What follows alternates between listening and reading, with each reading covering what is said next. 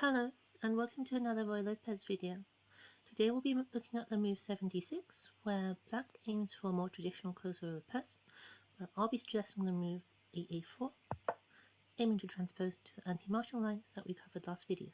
We will examine 5 different moves for black here, 3 which are very likely to transpose, bishop b7, b4, and rook b8, and 2 unique options from having played d6, bishop d7, and bishop g4.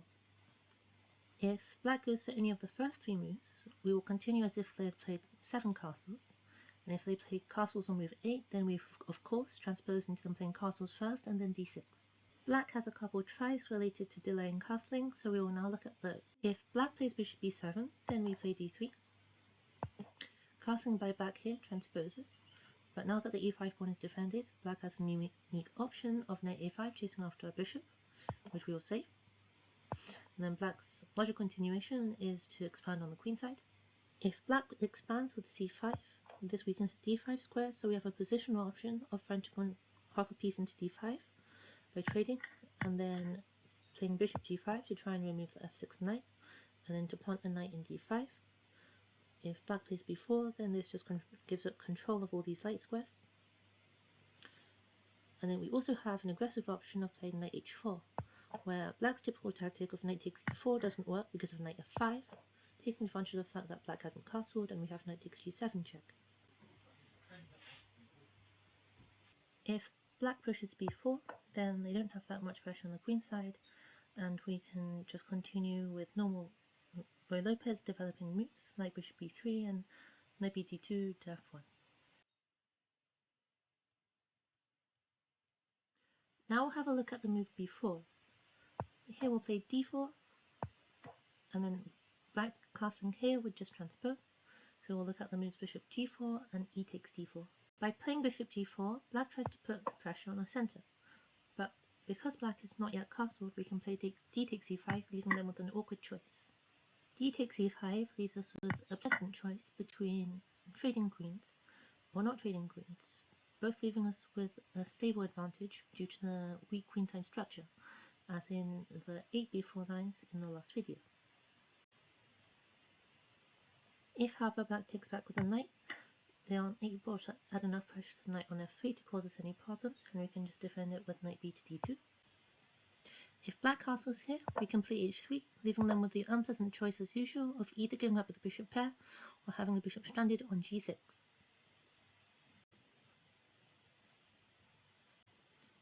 Black has an interesting move here of queen c8, which aims to prevent us from playing g4 because of a line here,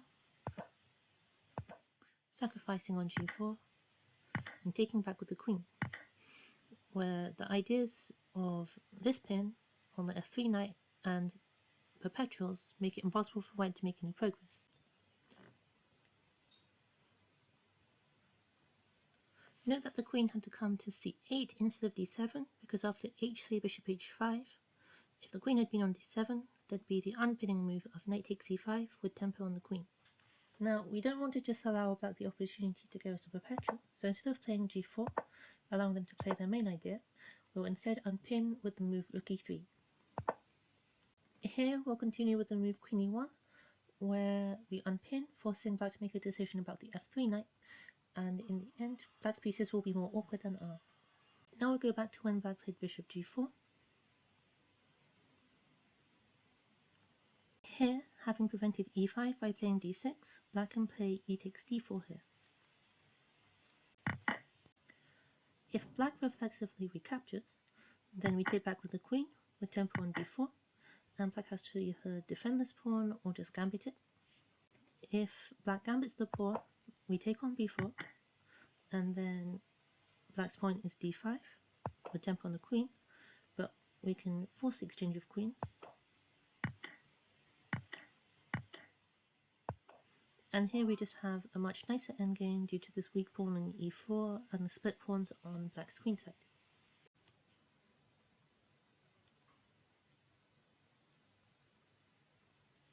If instead black defends the pawn with c5, we can just drop the queen back to d3, and it's really easy for us to develop the rest of our pieces. Now black has a tricky move here of knight e5, going after our bishop, which we save, and then c5, hitting our knight, which we drop back to f3.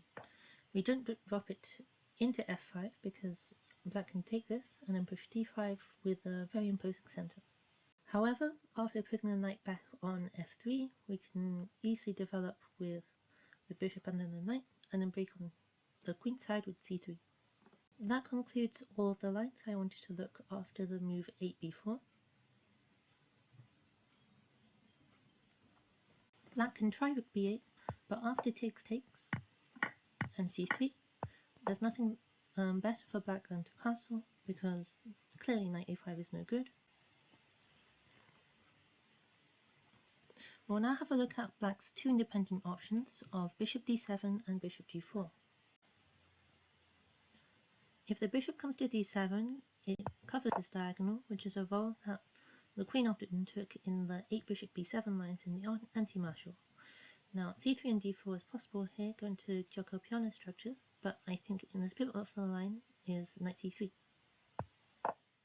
Here we attack the b5 pawn, and if it's pushed forwards, we simply just drop our knight into d5, and then we want to follow with d4, hitting in the center, and have really simple development after that. Now black can also play knight a5 here, going after the bishop, which we of course save, followed by queenside expansion. If black pushes b4 here, we jump our knight into d5, attacking the pawn on b4, so that trades knights, and we take back with the pawn, leaving us with a thorn in black's half of the position. If black castles here, we open up the center with d4. With the pressure on e5, black is forced to take on d4. And if black plays the natural move of bishop f6, we have this very strong move of knight e6, which forcibly wins us the bishop pair, as well as opening up the position.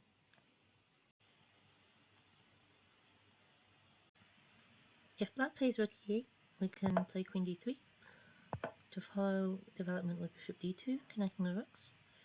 If ever black plays c5 or c6, we can take on c6, leaving black with an isolated and weak pawn on d6. Let's go back to where black castled.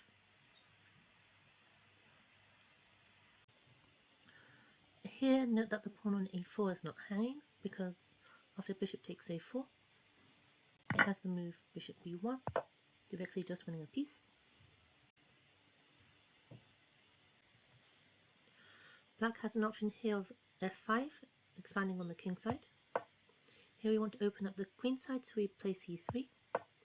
b3 exchanges off the bad knight on a5 for a light squared bishop, although it costs black a pawn.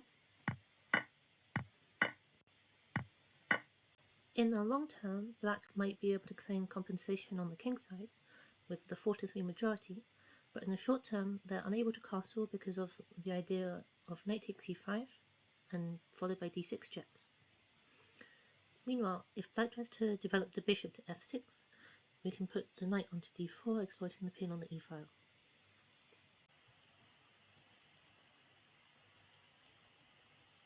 Now here, black could have also expanded with c5 instead of b4.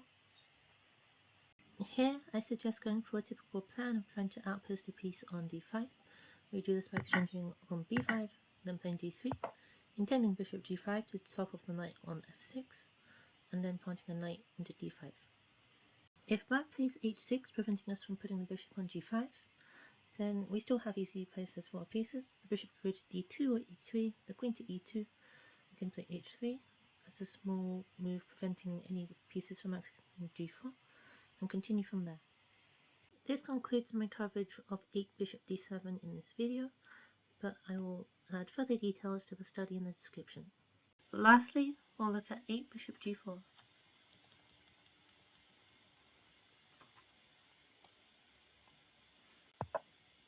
As we haven't yet committed our pawns in the center with c3 and d4, we can try to make the argument that black's bishop is badly placed on the king side. But first we have to address the direct threat of knight d4 with the simple c3. If black just castles, we ask them the question with h3. Do they want to drop the bishop back, or to exchange it off, giving us the bishop pair? Most people put the bishop back to h5, whereupon we can kick it all the way back to g6 and play d3, where this bishop just bites on granite. If black goes after our bishop with knight a5, we can drop the bishop back to a2 instead of c2, as we don't have to over-defend e4 and we keep control of the d5 square. Now if black expands on the queen side, we can play bishop g5, again going for this outposting idea, taking control of the d5 square.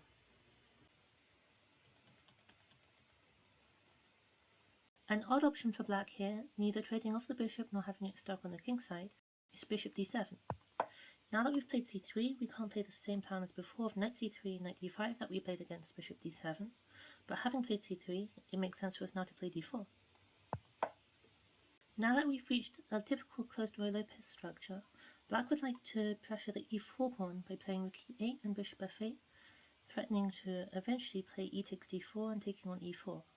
However, if they go for rook e8 immediately, that fails tactically to bishop takes f7 check, a takes b5, a takes b5, queen b3 check, king f8, and knight g5, where this is very unpleasant for black to deal with.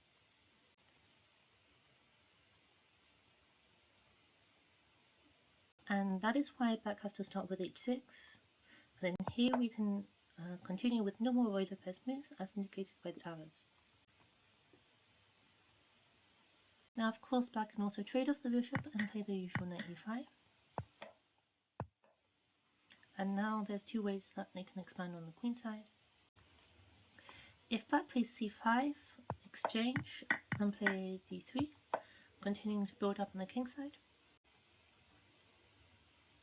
Here, if black plays b4 instead of c5, they have less control of d4, so we can just push. And then now if black plays c5, we can close up the center with d5, and we have this great space advantage. Here, black can try to trade off their dark square bishop with a process of knight e7 followed by bishop g5, but having more space, we can dodge this trade and play b3 and bishop b2. Eventually, we'll try to lock up the queen side, and then the only one with any sensible break is us, because we can play f4 while the f5 square is incredibly restricted for black. While it might take a very long time to engineer breakthroughs, there's not very much black can do except sit and wait. Now, let's go back to when black castled and see what would happen if they had gone for an early knight a5.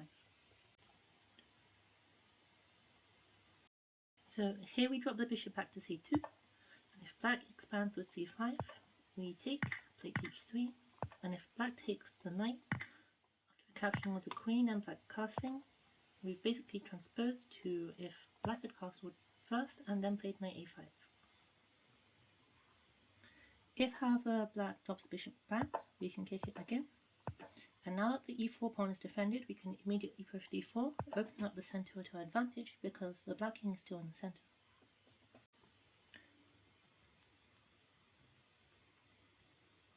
Now if black plays b4, we'll play d4, and if black goes for b3, we don't take, after which they'll have some compensation for the pawn with the knight coming to h5 with an attack. But instead we'll put the bishop on d3 and aim to pick up the pawn later and continue with quite natural development. And if black goes for c5, we can take on b4 and play knight d2, and the openness of this position favours us. The d4 pawn is never loose because you can always kick the bishop away and then take on d4, or just recapture with the knight on d2. And with that, we've covered everything I want to in this video. Now, let's have a quick overview from this position. If black plays any of rook b8, bishop b7, or b4, we'll play the same moves as if black had played 7 castles. And against bishop b7, we'll go for the plan of knight c3 into d5, recapturing with a pawn in order to follow up with d4. And if black plays bishop g4, we play c3, intending to then question a bishop with h3, and deciding how to play by how black replies them. Thank you all for watching. Really sorry this has taken so long to record, but I hope to see you all in the next video.